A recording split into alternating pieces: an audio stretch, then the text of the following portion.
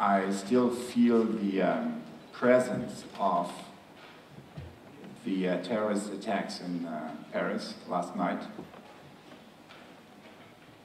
And when I sense into that, what I'm feeling is pain and powerlessness. What's happening today here, what's happening in the Middle East, what's happening in other places has locked us in to a condition where collectively we create results that no one wants. So the question that I would like to follow over the next few minutes is why? What can we do to transform that system? How can we use the power of mindfulness for not only cultivating the interior condition of the individual, but transforming the collective system. I grew up on a farm not too far from here, a little outside of Hamburg to the north. And my parents actually have been pioneers of organic, in this case kind of biodynamic farming, for the past 60 years.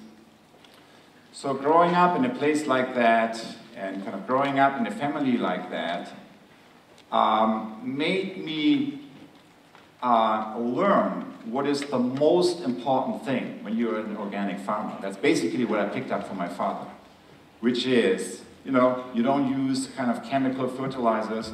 What's the only capital you have? You put all your attention and all your efforts on improving the quality of the soil. So I'm looking at social systems as a social field, like with the eye of a farmer. And any kind of field, as you can see in the visual, has kind of something that's visible above the ground, and then kind of another part that's invisible. That's the quality of the soil.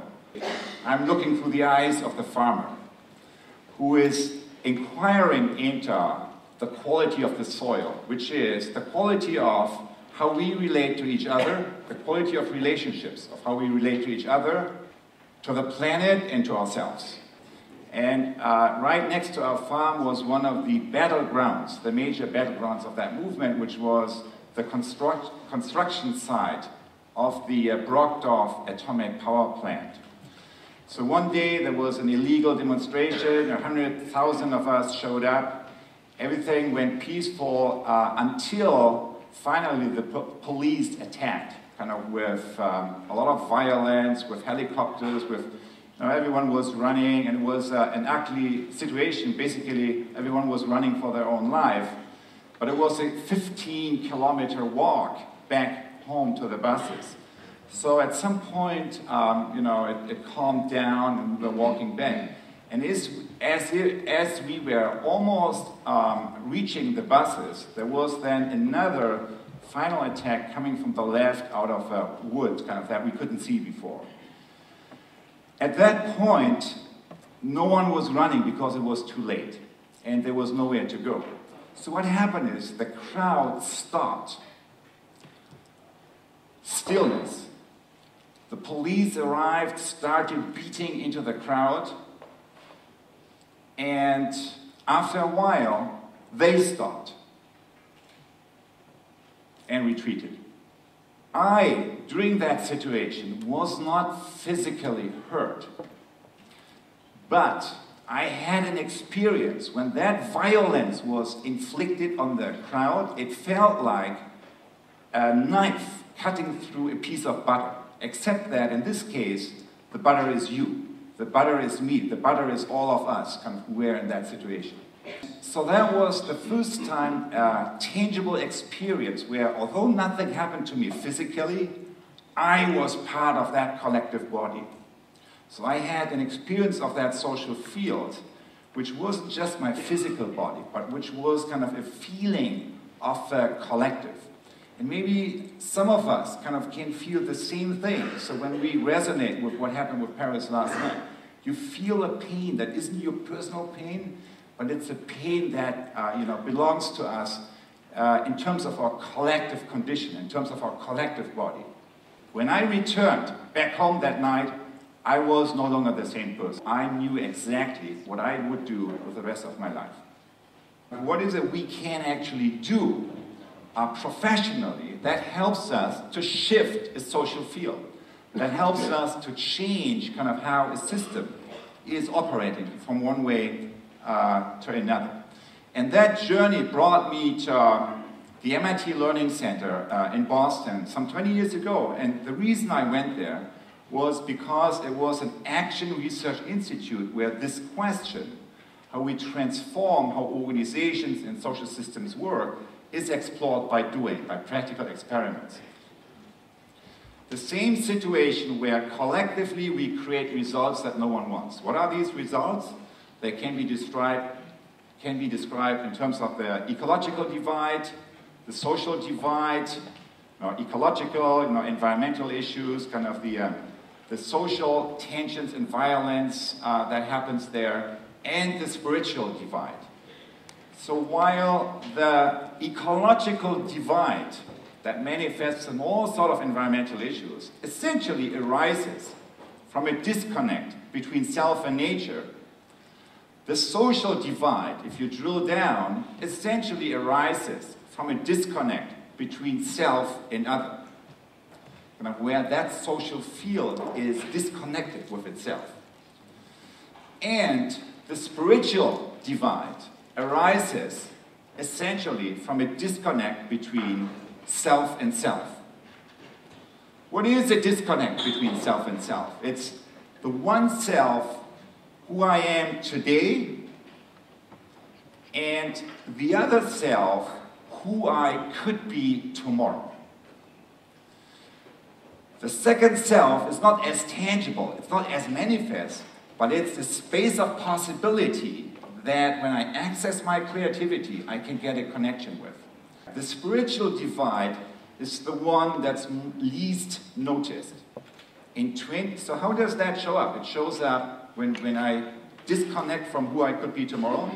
Loss of energy, symptoms of burnout, symptoms of depression, symptoms of becoming suicidal. In 2010, worldwide, more people killed themselves than were killed by war, murder, and natural disasters combined. So that's basically, you could say, across all countries, we have these three major buckets of issues where collectively we enact results that no one wants. What we have been doing in the last 100 years is basically create a little industry for each of these symptoms, right? One ministry or several ministries for each of these issues, NGOs that focus on that, and so on and so forth. I believe that the most important root issue that is kind of at the source for all of the above originates right between our ears. Originates in our quality of thinking, in the mindset that we apply to how to approach these situations. And so what we are talking about, I believe, essentially is a mindset shift from ecosystem to ecosystem awareness. You can reconstruct the evolution of the modern economy and the evolution of modern economic thought as an embodiment of an evolving human consciousness that moves from habitual and ecosystem awareness to ecosystem awareness. And what I mean with ecosystem awareness is an awareness that is not only focusing on my own well-being, but on the well-being of the whole. I have, and I'm sure many of you have, I have done projects in a whole variety of systems: education, health, business, government, sustainability. And in all these large system change efforts, the most important leadership challenge is the same. No one can solve alone. No organization can address it alone. To address these issues, we need to bring together all the different stakeholders across sectors that need to work together differently there. And then we need to move these stakeholders from an old way of operating, silo perspective, or you could say ecosystem awareness, to a new way of operating, which is inclusive of the well-being of others. And the question, of course, is what does it take? What does it take to shift the mindset of a stakeholder group from ego to eco? And what I believe and what I have learned over the last years is what it takes is a journey. A journey that is moving such a group, such a community of stakeholders through the stages of observe, observe, observe, which basically is sensing and seeing the system from the edges, from the view of the others, from the periphery where the new is coming into being. Number two, when then this group returns, retreat and reflect, allow the inner knowing to emerge. Connect with some of these deeper questions that we heard in the earlier talks.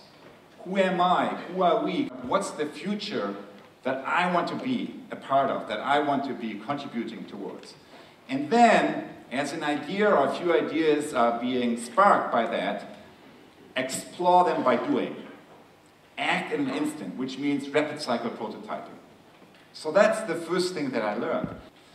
This process only works, and that's the second thing I learned, when you engage in some deeper inner leadership work that essentially deals with tuning three inner instruments of knowing, which are the open mind, the open heart, and the open will. Why is that so difficult? Because usually, there are, in America, I would say, three enemies that get into the way. As a European, I would say, there are three sources of resistance that we need to learn how to deal with, which are the voice of judgment, shutting down the open mind, the voice of cynicism, basically doing the same on the empathy, the open heart level, and of course the voice of fear that we already heard earlier about. Seeing yourself as being part of the system that you're engaged with. So this move from here to here, applied on the level of the individual, what do we call that? It's called mindfulness. Mindfulness is the capacity to pay attention to your attention. To not only see something, but to see your own seeing, to switch on that meta-awareness. When this shift is happening from here to here, on the level of a team, on the level of a group, what do we call that? We call that dialogue. Dialogue is not people talking with each other. Dialogue is the capacity of a system to see itself. The essence of systems thinking is the capacity of a system to sense, connect with, and see itself. And in this project, the U.Lab project, it deals with the most, with the disruption and revolution that's currently going on in my space, which is education and learning. And one of the key drivers that's disrupting innovation and learning is digitization. And the way it shows up, and MIT together with Harvard has been a key player in that, is to move all learning, all educational content online for free. So we formed an entity called edX, and that's the purpose of this organization, to make all educational content accessible for everyone for free. Great success, great user numbers, and more lately, also more criticism, because guess what? Deep learning cycle that I was talking about doesn't happen here at all. If everyone's sitting, education was bad before, as we heard earlier. Now it's worse. Everyone just looking onto their own screen. How is that deeper cycle happening there? So that was the experiment. And I'm going to show you a little clip, a 3-minute clip, and we'll then wrap up some of the experiences that we learned from that.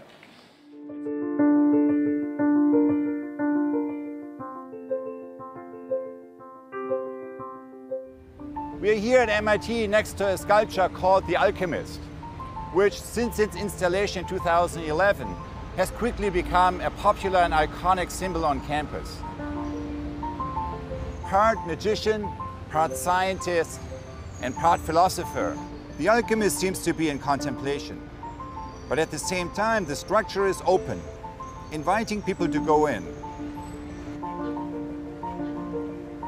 Now, look at the area surrounding the sculpture. You might notice something familiar. The benches are made from the limestone salvaged from the original MIT dome. As you may remember from the last video, the MIT dome was built in 1916. It reflects how universities thought about education at the time. Abstract knowledge at the top and applied knowledge at the bottom. In the new MIT that's emerging now, the dome opens up and the process of learning is moving out into the real world, to a more collaborative structure that allows people to connect more freely. The inversion of the dome represents a profound transformation that we can observe across all institutions in society today.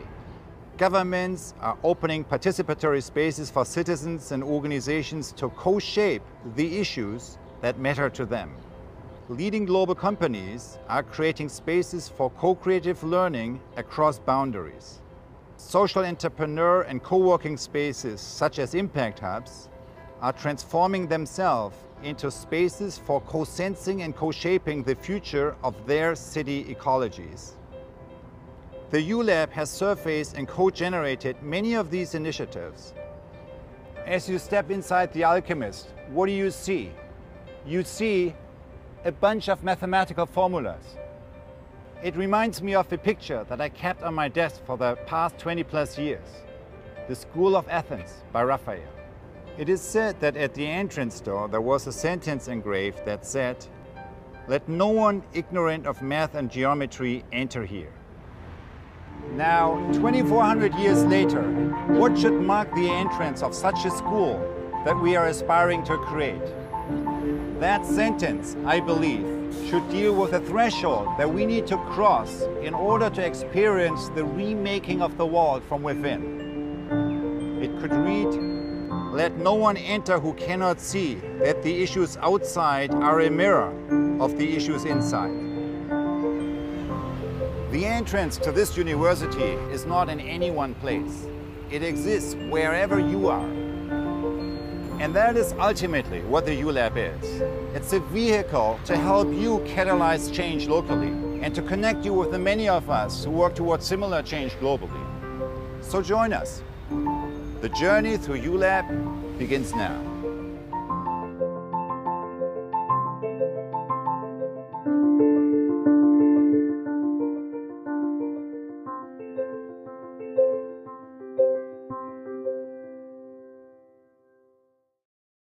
This clip basically talks about the dual revolution in leadership and learning today, which is moving the place of learning from the classroom into the real world on the one hand, and moving the inner place of learning from the head to the heart and from the heart to the hand.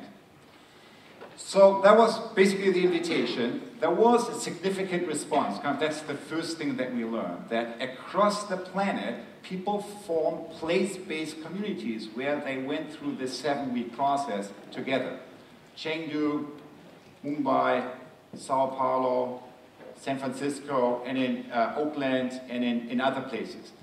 We had companies like Alibaba kind of moving that kind of inside their own organization, governments like the government of Scotland with over 80 hubs across Scotland, NGOs like in the social innovation space, U.Lab, the Impact Hub with 44 cities. And what we learned is that this amazing capacity to self-organize locally not only happened locally, but also started to link with each other across regions. So there was a much higher willingness and capacity to self-organize than we would have expected. We also learned that you could engage that group on a global community level. We asked people as individuals, groups, organizations, and larger systems, how do you operate today? So on which levels are you currently operating? And they said it's basically habitual and ego-system-based, transactional with each other in most cases. And then we said, given the challenges that you face, what is it you need to do? And 90% said, we need to connect with these ecosystem awareness, collective creativity kind of thing. And then we said, okay, so you do one thing, but you say you should be doing another. Why? What's holding you back? Give us your answer in 3 words. And here's what they said. Greed, fear, ignorance. At the end of that 7-week cycle, we asked them, okay, now that you have to connect it with the future that you want to create, what does it take for you to make it really happen? 3 words, and here's what they said. Courage. And the last question was, to make that happen, what's the support you need from others? And here's what they said. Love, listening, trust.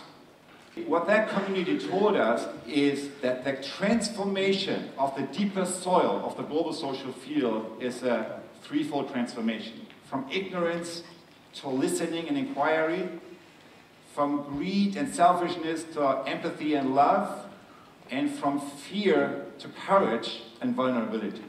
We asked them, in the end, how was the experience for you? 50-some% said eye-opening, and 36% said life-changing. How is that possible in an online course? Well, the answer is it's not. It only happens if you self-organize locally. In small groups, kind of use some of the tools, kind of to have this deep listening, kind of open mind, open heart, and open will experience for each other. So last thing, how is that? How can that be brought into reality more fully? So from that community, what we learned is that a vision is emerging to reinvent the 21st century university and to revolutionize learning and leadership today by bringing together 3 core activities. Convene innovation labs that bring together key stakeholders across sectors in order to address the key challenges of our time, number 1.